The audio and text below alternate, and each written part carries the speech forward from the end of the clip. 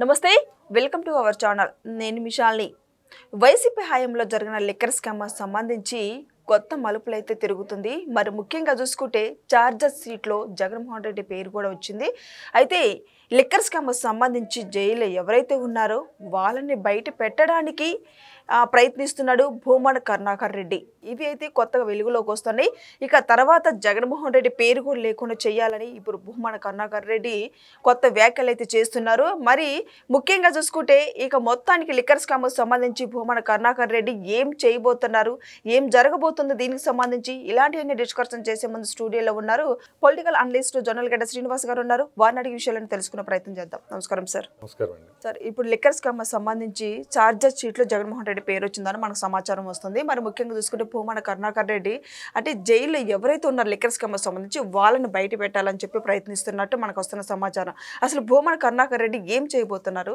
దీనికి స్పందించి మీరేం చెప్తారు భూమన కరుణాకర్ రెడ్డి గారు ఉన్నపాళ్ళంగా ఒకసారి ప్రెస్ ముందుకు వస్తారు మళ్ళీ అజ్ఞాతంలోకి వెళ్ళిపోతున్నారు ఈ మధ్యకాలంలో ఇప్పుడు 2024లో వైసీపీ ఓడిపోయిన తర్వాత తెలుగుదేశం కూటమి అధికారంలోకి వచ్చిన తర్వాత దాదాపుగా ఆయన ఎక్కడ ప్రెస్ ముందుకి పెద్దగా వచ్చిన సందర్భాలు లేవు వచ్చిన సందర్భాలు వచ్చినప్పుడు అంటే ఎలాంటి సందర్భాలు వస్తాయంటే తిరుపతిలో ఎప్పుడు పశువులకు సంబంధించి ఏదో ఒక అలిగేషన్ తీసుకురావడం కోసం ఒకసారి ప్రెస్ మీట్ వచ్చాడు అలాగే ఏదైనా 1-6 సందర్భాల్లో పార్టీని ఎక్కడన్నా ఇరుకుని పెట్టడానికి ఏమన్నా అవకాశం దొరికితే ఆ సందర్భంలో రావటం మళ్ళీ ఆ తర్వాత అజ్ఞాతంలోకి వెళ్ళిపోవడం జరుగుతుంది ఇప్పుడు కూడా ఆయన హైదరాబాద్లో ఉండే వెనకుండి ఇవన్నీ మెల్లగా తెర ముందు తీసుకొస్తున్నారు ఏది లిక్కర్ మాఫియాలో ఇక రోజు రోజుకి ఉచ్చు బిగుస్తున్న ఈ తరుణంలో ఇక రేపో మాపో అరెస్టుల పర్వం మొదలవుతుంది అనుకున్న ఇలాంటి సందర్భంలో అంతిమ లబ్ధిదారుడు ఎవరో ఇప్పటికే సిట్టు మరి దర్యాప్తులో బయట పెడుతున్న ఇలాంటి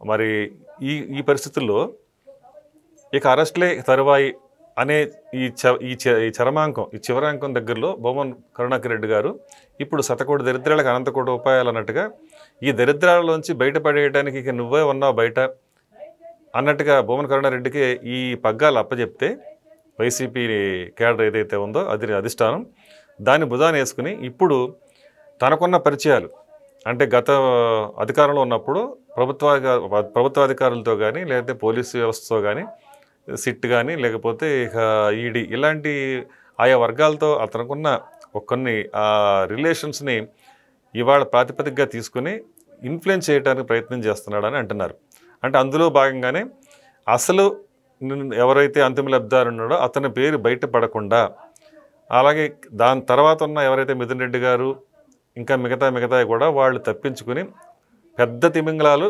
తప్పించేసుకునేలాగా చేసి కిందన్న ఎవరైతే ఇక అమాయకులు ఉంటారో వాళ్ళ మీదకి మరి దీన్ని డైవర్షన్ చేయడం కోసం అని చెప్పేసి ప్రయత్నం చేస్తున్నారని అంటున్నారు అది ఎంతవరకు సాధ్యమవుతుందో అనేది చూడాలి ఎందుకంటే ఇప్పటికే ఈడీ కూడా దీంట్లో పూర్తిగా ఇన్వాల్వ్ అయిపోయి ఎక్కడికక్కడ అష్టదిగ్బంధం చేసి కేసుని అంటే ఒక రకంగా చెప్పే షార్ట్షీట్లో జగన్మోహన్ రెడ్డి గారి ప్రస్తావన కూడా ఉంది ఇలాంటి సందర్భంలో అంతిమ లబ్ధిదారుడు ఆయనే అనేది మరి ఫైనల్ ఛార్జ్షీట్లోకి వచ్చేటప్పటికల్లా మరి కీలక పరిణామం చోటు చేసుకుంటుంది అనేది అనుకుంటున్నారు అలాంటి క్రమంలో మరి ఇంకా తప్పించుకునే వీలుందా అంటే చూడాలి అంటే ఈడీ కూడా ఎంటర్ అయిన తర్వాత అలాంటి అవకాశాలు దాదాపుగా ఉండవనే అనుకోవచ్చు ఎందుకంటే సిట్ ఇప్పటికే పూర్తి స్థాయి విచారణ జరిపి సాక్ష్యాలు ఆధారాలు ఇంకా ఫోరెన్సిక్ రిపోర్ట్స్ కానివ్వండి దాదాపు పెద్ద ఎత్తునే ఇవాళ 505 పేజీలో ఆ విధంగా ఛార్జ్షీట్లో చాలా కీలక అంశాలని పొందుపరిచారు ఈ విధంగా చూసుకుంటే మనకు ఖచ్చితంగా సిట్ ఏదైతే దర్యాప్తు చేసిందో దాన్ని అనుసరించే ఫర్దర్గా ఒక ఈడీ కూడా యాక్షన్ తీసుకోవాల్సిన అవసరం ఉంటుంది పైగా ఇందులో మనీ లాండరింగ్ కూడా జరిగిందనేది ఉంది కాబట్టి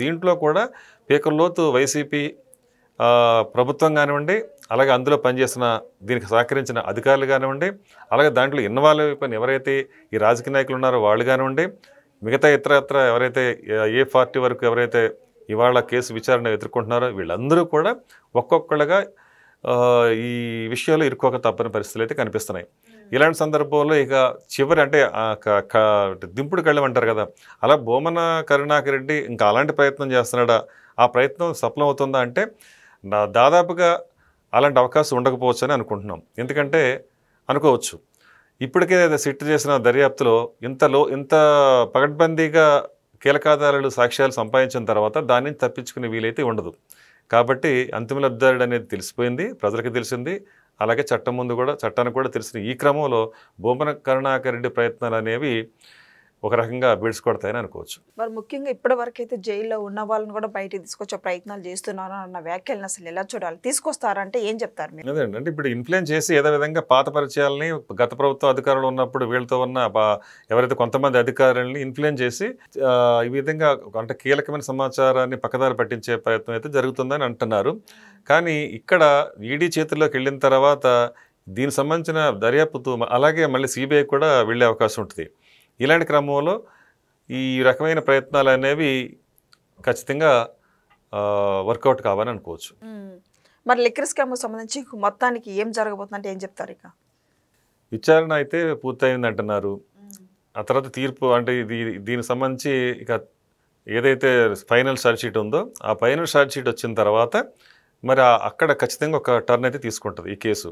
అప్పుడైతే ఇక ఎవరైతే ఇప్పుడు ఇంతవరకు ఇంకా విచారణ జరపలేదో వాళ్ళు ఇంకా దుబాయ్ నుంచి రావాల్సిన ఒకళ్ళిద్దరు, అలాగే థాయిలాండ్లో కూడా ఉన్నారు వీళ్ళు.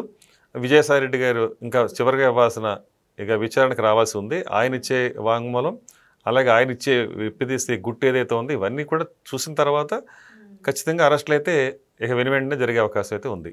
మరి ఇక అంతిమ లబ్ధిదారు అరెస్ట్ కాబోతున్నారు అంటున్నారు. ఇది ఎంతవరకు నిజం అంటారు, వాస్తవం అంటారు, ఏం చెప్తారు? అన్ని వేళ్ళు అట్టే చూపిస్తున్నప్పుడు అది పెద్ద విశేషం ఏం కాదండి.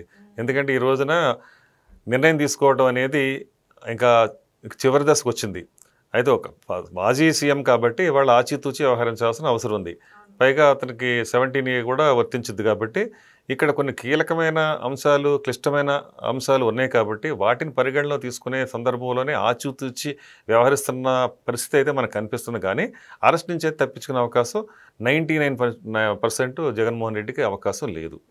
ఖచ్చితంగా అరెస్ట్ అయితే తీరుతారని మాత్రం అనుకోవచ్చు. ఇప్పుడు భూమన కరుణాకర్ రెడ్డి అనుకున్నట్టు బెడ్స్ కొట్టే ప్రయత్నం అయితే ఉందా లేదంటే ఏం చెప్తారు? ఇక బెడ్స్ కొడుతుందండి. ఎందుకంటే ఇవాళ కూటమి అధికారంలో ఉంది. తర్వాత విచారణ అయితే సజావుగా సాగింది. సిట్ దగ్గర అన్ని ఆధారాలు ఉన్నాయి. ఈ ఆధారాలు రేపు పొద్దున్న ప్రజల ముందు బయట పెట్టాల్సి ఉంటుంది. అలాగే ఈ చట్టాల ముందు కూడా బయట పెట్టాల్సి ఉంది. ఖచ్చితంగా అది రేపు రాబోయే రోజుల్లో మాత్రం అరెస్ట్ నుంచి తప్పించుకునే అవకాశం అయితే లేదు. సో ఇదంటే చూసారు కదా, ఇక లిక్కర్ స్కామ్ సంబంధించి భూమన కరుణాకర్ రెడ్డి ఏవైతే ప్రయత్నాలు చేస్తున్నారో అవి బెడ్స్ కొట్టే ప్రయత్నం అయితే జరుగుతుందని శ్రీనివాస్ గారు అయితే చెప్తున్నారు. ఏం జరుగుతుందో నెక్స్ట్ వీడియోలో అయితే తెలుసుకుందాం. Thank you sir. నమస్కారం.